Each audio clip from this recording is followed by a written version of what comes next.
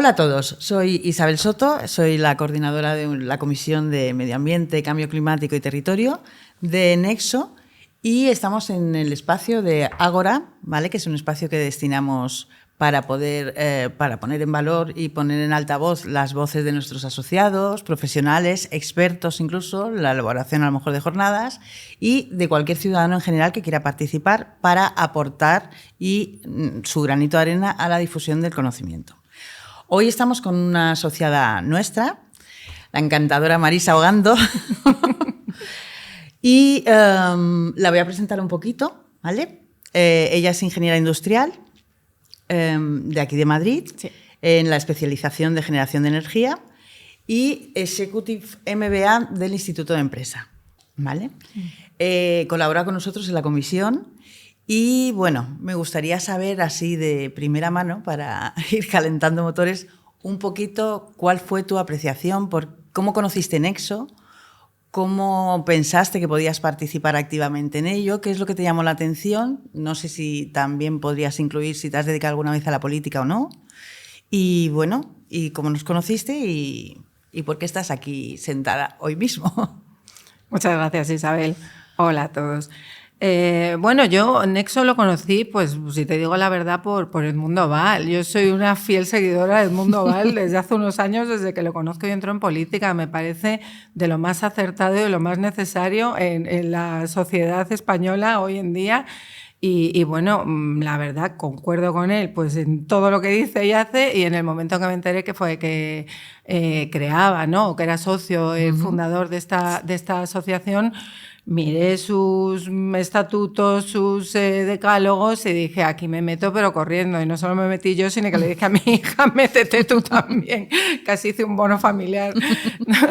Entonces, bueno, pues encantada de colaborar, la verdad, en todo lo posible por construir un proyecto, pues entusiasta, enriquecedor. Creo que como plataforma, ya no hablo de partido político, que lo será o no, pero como plataforma ciudadana que es ahora, creo que es un trampolín para que se nos oiga, ¿no? Para poder expresar de una manera ordenada y de una manera útil nuestros deseos, nuestros proyectos, nuestras iniciativas que tenemos los ciudadanos de a pie, ¿no? Dentro de la plataforma, yo desde que estoy en Nexo no veo más y no conozco más que a gente súper válida, con unos perfiles buenísimos, con unas experiencias increíbles y que pueden aportar, y entre todos en los grupos de trabajo que estamos haciendo creo que podemos aportar muchísimo, y ojalá, ¿no? Que se nos escuche más allá de nosotros mismos, ¿no? De nuestro grupo, pero creo que de manera individual sería imposible. Así que si hay alguna opción es a través de una plataforma como es Nexo. Pues yo estoy encantada de escucharlo, porque a veces es verdad, dices, muchas veces es el esfuerzo de unos cuantos o el de muchos el que hace que este tipo de proyectos, concretamente pues vaya a más. Nosotros hoy hemos pensado en Marisa para que nos hable un poquito de un tema muy candente y recién sacado del horno y casi no sale el pobre, o se nos quema en él, pero bueno, que es la Cumbre Mundial del Clima que se ha llevado a cabo en Dubái. Y bueno, y me gustaría saber qué opinas tú sobre los acuerdos a los que se han alcanzado, a los que se ha llegado y bueno, tu punto de vista. Es verdad que a lo mejor las grandes empresas de capital privado pues no piensan igual, pero me gustaría estrictamente conocer tu punto de vista. Claro, sí, mi punto de vista desde luego es, yo tengo una opinión súper positiva, vamos, creo que es un hito histórico, en fin, irrepetible y sobre todo inesperado, ¿sabes? O sea, yo creo que quizá a lo mejor no habría que ser tan optimista porque esto se tendría que haber hecho antes, ¿no? Desde el punto de vista crítico, pero el que se haya conseguido finalmente, el que todos los países por unanimidad hayan firmado, suscrito un acuerdo en el que se pongan unos plazos muy determinados y unos valores muy determinados, que ahora si quieres hablamos, me parece fantástico, y me parece que además en el momento histórico en el que vivimos, con guerras, con conflictos, con polarizaciones, el que seamos capaces, países tan dispares, tan distintos, con intereses tan distintos, en llegar a un acuerdo de esta envergadura, la verdad, a mí me emociona. Por una parte me emociona y por otra parte pienso, ¿cómo estará el problema como para que nos hayamos puesto todos de acuerdo? Eso sí que lo vemos todos los días. Eso nos tiene que preocupar también, pero preocupar de una manera, yo creo que activa, ¿no? No decir no, lo dejo por imposible, sino decir no, nos tenemos que poner las pilas todos, porque se las han puesto países que hasta hace unos años no tenían ni el más mínimo interés, como podía ser Estados Unidos, como podía ser China, que eran grandes emisores, ¿no? de estos gases efecto invernadero, o países que tenían unos intereses específicos en los combustibles fósiles, como pueden ser todos los países árabes, estos de productores de petróleo, y que todos ellos hayan suscrito el acuerdo, y dices, bueno, de verdad, o sea, mejor no puede ser. El resto quizás ya estábamos trabajando, estábamos un poco más concienciados, pero de nada vale, yo creo que si la motivación que necesitamos es decir, a ver, ¿para qué voy a hacer yo algo si estos que son los grandes y los tal no van a hacer nada, ¿no? Entonces, esto yo creo que marca un antes y un después, marca en decir, oye, esto ya va en serio, esto parece que nos estamos comprometiendo de verdad, ¿no? Esa es mi opinión al respecto, ¿no? ¿Y crees que se conseguirá? Porque es verdad que las cumbres anteriores, pues parece que se fijan acuerdos que luego o no se alcanzan o no se cumplen. Yo creo que sí que se van a conseguir, pero porque yo creo que es verdad que se critica que no ha sido demasiado específico, pero para mí es lo suficientemente específico como para que sea diferente de las cumbres anteriores, ¿no? Las cumbres anteriores yo creo que eran un acuerdo de intenciones, una carta de intenciones de, oye, todos tenemos que colaborar, vamos a ver si conseguimos esto, no. Ahora se dice muy claramente, en el 2050 el balance neto de emisiones tiene que ser 0. ¿Para qué? Para conseguir limitar en 1,5 grados centígrados el incremento de temperatura del planeta, ¿no? En global, ¿no? ¿Y con qué parámetros se mide esto? El 1,5, que yo creo que es una cosa que ahora todo el mundo dice, el 1,5, no podemos superar el 1,5 centígrados, grados centígrados. Esto se mide respecto, fíjate qué curioso, a la industrialización a finales del siglo XIX, cuando empezó a utilizarse todos estos combustibles fósiles, las fábricas a producir y a contaminar. Desde ahí hasta ahora, pues ha subido prácticamente ese 1,5 puntos la temperatura global del planeta. Estamos en el 1,23, 1,25, no sé, por ahí estaremos, ¿no? Y según los científicos y los que saben de esto, si seguimos así, desde luego los efectos van a ser irreversibles, y ya están siendo efectos bastante catastróficos, ¿no? Entonces, de alguna manera esos son los objetivos, y los objetivos son muy claros porque vemos que el planeta no solo nos está dando un toque de atención, sino que nos está ya dando el último aviso, creo yo, ¿no? Para tomar medidas al respecto. Y en eso, insisto, han sido muy claros, han marcado unos valores. Es verdad que los grupos que lo critican dicen, bueno, pero tendrían que haber dicho cómo se consigue, ¿no? Yo creo que eso es meterse ya también en un terreno que quizá no puede ser igual para todos. O sea, yo creo que va a haber varias velocidades, que va a haber, las circunstancias de los distintos países y participantes de esta cumbre son muy distintas, ¿no? Y creo además que lo debemos tomar como una solución global. Creo que el mirarlo de una perspectiva global es fundamental.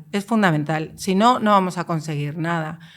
Mira, yo creo que tenemos el ejemplo cercano del COVID, que ha sido otro aviso del planeta de decir, oye, que aquí el que manda soy yo, no nosotros, ¿no? Nos manda una pandemia, y ahí nos hemos tenido que poner todos de acuerdo y hemos tenido que decir, aquí se vacuna todo el mundo, los que tienen dinero y los que no tienen, porque si olvidamos a los países que necesitan recursos económicos para afrontar esto, nunca conseguiremos los efectos porque los efectos que buscamos, que son siempre globales, porque si no, no se corrige el problema. Y con el medio ambiente pasa lo mismo.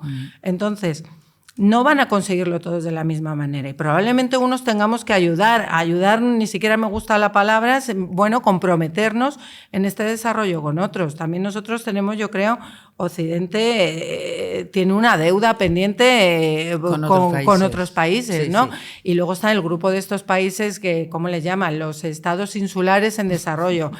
Que busqué qué son estados insulares en desarrollo, y son estos territorios que han sido los que más se han visto afectados por todas estas catástrofes climáticas en los últimos años. Y casualmente son territorios que son los que menos quizá hayan contribuido, ¿no? A este cambio climático, a esta emisión de gases efecto invernadero, y dices, pues la verdad es que es muy injusto, ¿no? Habrá que de alguna manera hacer una solución global, ¿no? Y yo creo que esto es un poco, necesitamos concienciarnos y necesitamos articular los mecanismos adecuados como para que se consiga de manera global, no independiente, no cada uno mirando en cómo lo consigo yo en mi propio territorio.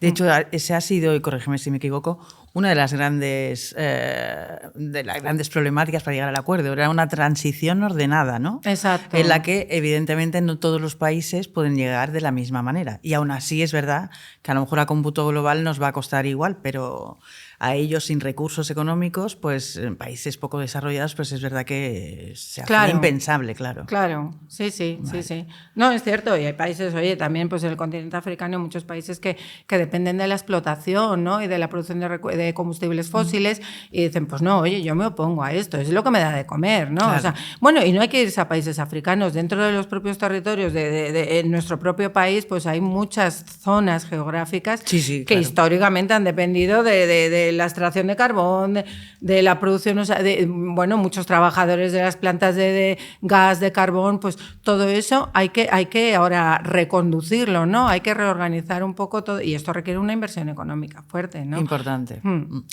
Desde tu punto de vista, ¿qué tenemos que hacer? Ahora hemos llegado... Bueno, dejamos esta pregunta para ver antes, si no te importa, los grandes acuerdos, ¿cuáles son realmente? ¿En qué consisten? Bueno, los grandes acuerdos son los que he dicho. En realidad el acuerdo principal es 2050, tasa de emisiones, balance de emisiones. Ahora te diré que es el balance, porque nadie se atreve a decir cero emisiones, no, es balance neto global de emisiones cero. ¿Por qué? Porque se van a seguir emitiendo gases de efecto invernadero, pero bueno, estos gases también hay otros mecanismos o se deben desarrollar mecanismos que capten estos carbonos, que los compacten, y luego también hay que cuidar mucho la flora, hay que cuidar mucho los bosques, que son el maravilloso recurso natural que tenemos para que capten todos estos gases indeseables, ¿no? Entonces, entonces ese balance es, bueno, algo se emitirá, pero que lo absorba sea mayor o por lo menos lo deje a cero el balance, ¿no? Entonces, este es el objetivo que tenemos para 2050, con escalones intermedios. En el 2030 hay que reducirlo en un 43% estas emisiones. En el 2035, pues 60 y algo %. O sea, todo va escalonado. Yo creo que estos escalones sí que son flexibles, depende del territorio, depende de las circunstancias, pero lo que sí es inamovible es el final del 2050, ¿no? Vale, perfecto. Y en ese punto, vuelvo a la pregunta que te quería hacer anteriormente, en ese punto de partida del acuerdo mundial del clima, ¿cómo considera? Bueno, ya sabemos todos que luego se pueden transponer, se pueden emitir directivas, ¿no? Pero ¿cuál consideras tú que es el paso que debe dar nuestro país, España, para alcanzar de forma más o menos rápida, en el sentido, o en la onda correcta, mejor dicho, para alcanzar esos objetivos que se han pactado? Sí, hombre, yo creo que como pertenecemos a la Unión Europea y además dentro de esta cumbre del clima vamos juntos, ¿no? Vamos como un único representante como Unión Europea, tenemos que suscribirnos a todos los acuerdos y a todas las directrices que se definen en este marco, ¿no? En el marco europeo. Las directrices son, o sea, y todo lo que se ha hecho en este sentido, y yo creo que además Europa es de las zonas que va más avanzadas en este acuerdo climático y en poner en práctica, ¿no? Todos estos compromisos. Yo creo que fundamental, hay muchos distintos factores que hay que abordar y que hay que cambiar o modificar. Pues empezando desde los más pequeños o los que más nos tocan como ciudadanos, que es la eficiencia de nuestros edificios, de nuestras casas. O sea, eso creo que sin ayudas, con subvenciones, eso ya veríamos cómo, ya lo verán otros, ¿no? Los que gobiernan, pero creo que los edificios tienen que ser más eficientes, ¿no? Y eso hay países en Europa. Yo he tenido la suerte de ver algunos recientemente en que lo están llevando ya a cabo desde hace unos años, ¿no? No solo cambiar las calderas o el medio de calefacción por sustituir los medios de combustibles fósiles por energías renovables, energías limpias, sino también mejores aislamientos, mejores acristalamientos. Todo este tipo de cosas es muy importante. No solo es la producción y la generación de energía, sino también ser más eficiente a la hora de su uso, ¿no? Totalmente. Otra cosa en la que hay que marcar unas directrices y unas políticas es en el transporte tanto terrestre como aéreo como marítimo. Hay que cambiar radicalmente el tipo de combustible, hay que cambiar el tipo de combustible que alimenta los motores, ¿no?